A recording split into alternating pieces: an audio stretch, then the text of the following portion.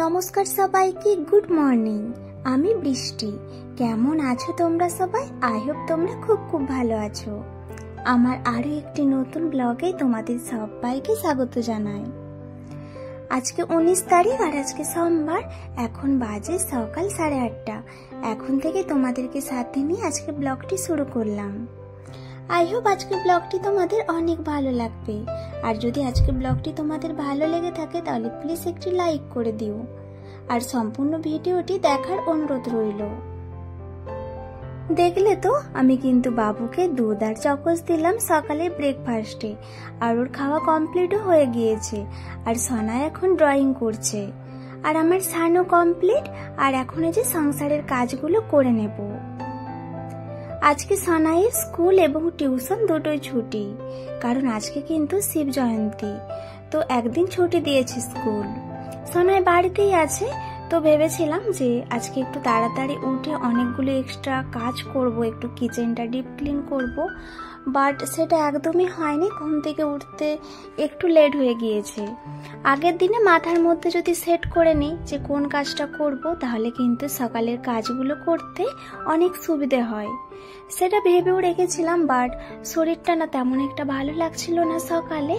আর ওর যেহেতু স্কুল আর টিউশন নেই, তাই একটু লেট করেই ঘুম থেকে উঠেছি।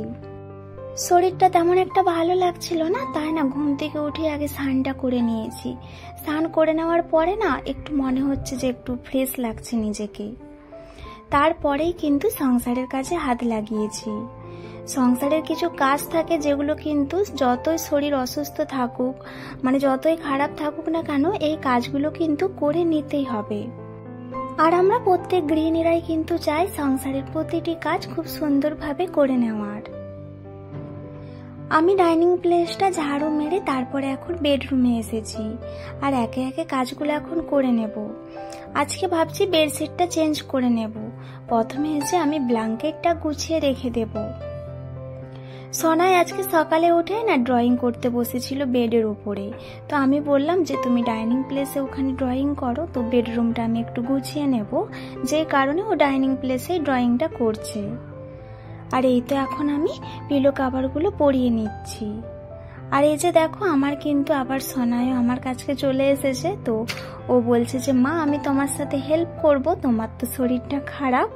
তো শুনেই কিন্তু অনেক শান্তি লাগে যে ছেলেটা আমার শরীরের অসুস্থতার কথা বুঝতে পেরেছে। বুঝে দেখো বন্ধুরা, ও এসেছে তো আমাকে হেল্প করার জন্য। বেডশিটটা যদিও একটু ধরলো, তারপরে বললাম ঠিক আছে তুমি চলে যাও। আর এই তো দেখো বন্ধুরা, আমি কিন্তু বেডশিটটা চেঞ্জ করে দিয়েছি। তো বেডশিটটা পেতে এবারে আমি সাইডের দিকটাতে সুন্দরভাবে সেট করে দিচ্ছি। আর জানো তো, বেডশিট মানে বেডের ওপরে বেডশিট যেন সবসময় টান টান ভাবে থাকে, এটাই কিন্তু আমার বেশি ভালো লাগে। মানে টান টান থাকলে না বেশ দেখতেও ভালো লাগে। আর যেদিন সোনাই বাড়িতে থাকে, আমি যতই চেষ্টা করি না কেন, একটা টাইমও টান টান ভাবে বেডশিট থাকে না, কারণ ও বাড়িতে থাকলে না বেডের ওপরেই বেশি থাকতে পছন্দ করে। বেডের উপরেই ড্রয়িং, বেডের উপরেই পড়তে বসা, তো যে কারণে না বেডশিটটা মানে আমি যতই ঠিক করি না কেন, আবার দেখি অগোছালো হয়ে যায়। ড্রেসিং টেবিলে জিনিসগুলো রেখে দিলাম। আর আজকে না আর বেডরুমের এই জায়গাগুলো মানে শোকেসগুলো পরিষ্কার করব না, কারণ ওগুলো কালকে পরিষ্কার করেছি। দুদিন পর পর এই জায়গাগুলো পরিষ্কার না করলে না যেন মনে হয় ধুলোগুলো বসে গিয়েছে। আর এই যে এখন আমি আবার ডাইনিং প্লেসে এসে তো টিভি ইউনিটের কাজটাতেও পরিষ্কার করে দিলাম। আর এই জায়গাটাতে না সব দিন পরিষ্কার না করলে হয় না, মানে যখনই বাইরে থেকে আসি না কেন, যার জিনিস হাতে থাকে তো ওখানেই রেখে দিই, তাই জায়গাটা না বেশ অগোছালো হয়, জায়গাটাতে ধুলো পড়ে। তো আমি ওই জন্য সব দিনই কিন্তু চেষ্টা করি টিভি ইউনিটের কাজটাতে পরিষ্কার করে দেওয়ার, আর সাথে টি টেবিল আর ডাইনিং টেবিলটা তো থাকেই। শরীর যতই খারাপ হোক, যতক্ষণ না সংসারের এই কাজগুলো সুন্দরভাবে গুছিয়ে না করতে পারি, ততক্ষণ কিন্তু মনের মধ্যে একটা শান্তি আসে না।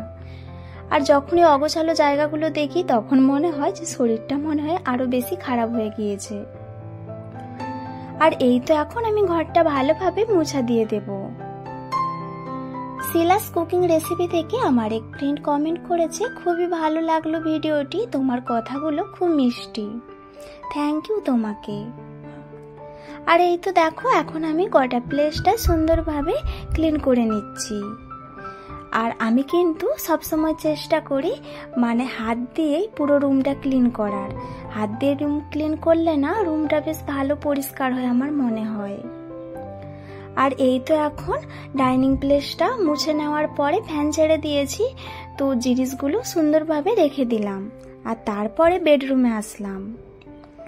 সনায়ের না টিউশন আজকে আছে, তো ভেবেছিলাম যে টিউশন হবে না, বাট পরে না টিচার মেসেজ করেছেন, মানে টিউশনের টিচার, যে আজকে টিউশন হবে, সামনে এক্সাম আর উনি একদিন ছুটি নিয়েছিলেন, তো যেই কারণে আবার এক্সট্রা ক্লাস আজকে রেখেছেন।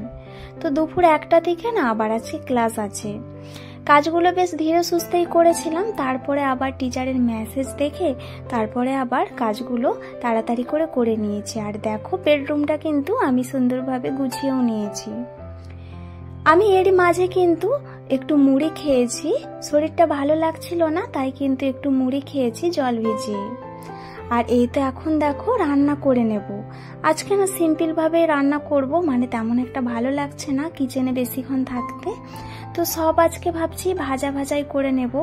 আলু ভাজা, উচ্ছে ভাজা, বেগুন ভাজা, ডিম ভাজা, আর বাবুর জন্য একটু ডাল সিদ্ধ বসিয়েছিলাম, মানে কৌটোতে করেই কিন্তু ভাতের মধ্যে দিয়ে দিয়েছিলাম ডাল। আর দেখো আমার কিন্তু সবকিছু ভাজাভুজি কমপ্লিট হয়ে গিয়েছে।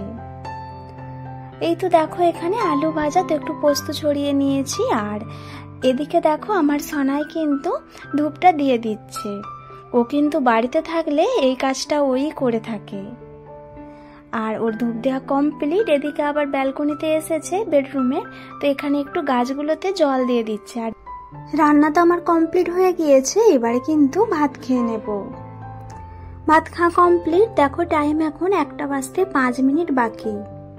আর সনাই কিন্তু রেডি হয়ে গিয়েছে টিউশনিতে যাওয়ার জন্য। এই যে চলেও এসেছি, বাড়ি থেকে বেশিটা দূরত্ব নয়, তো এই যে ফ্রেন্ডদের সাথেও চলে যাচ্ছে টিউশনিতে। সনাইকে টিউশনিতে দিয়ে আসলাম, খাওয়া তো কমপ্লিট।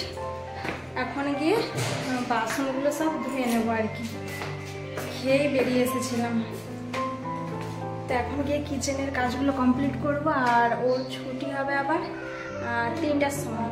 3টার সময় ছুটি হয়ে যাবে, তখন আবার আনতে যাবো।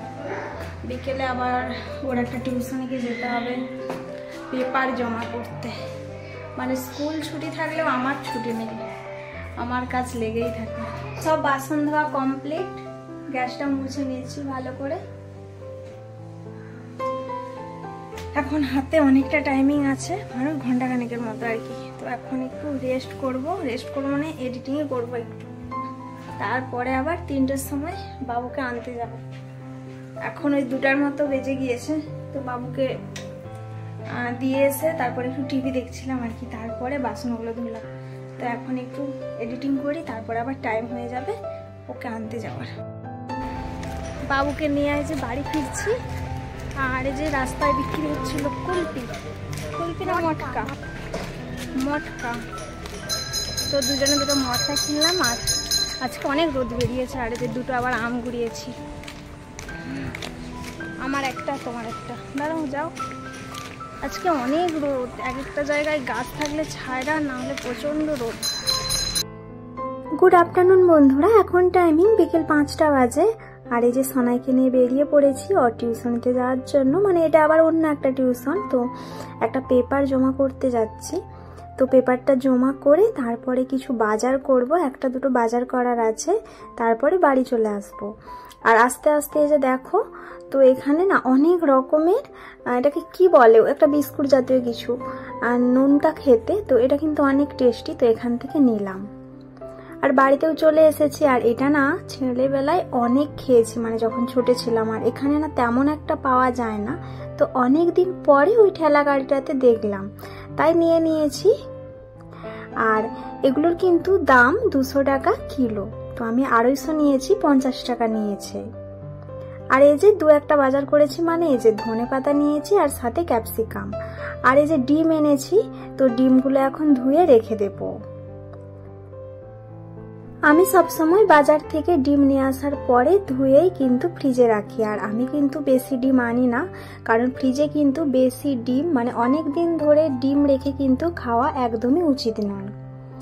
আর দেখো এখন আমি এই যে একটু বেদানার জুস বানিয়ে নিয়েছি, সোনাইকে দেব। আর সন্ধেও হয়ে গিয়েছে, আমি ওকে জুসটা দেব আর তারপরে কিন্তু আমি সন্ধেটাও দেখিয়ে দেব।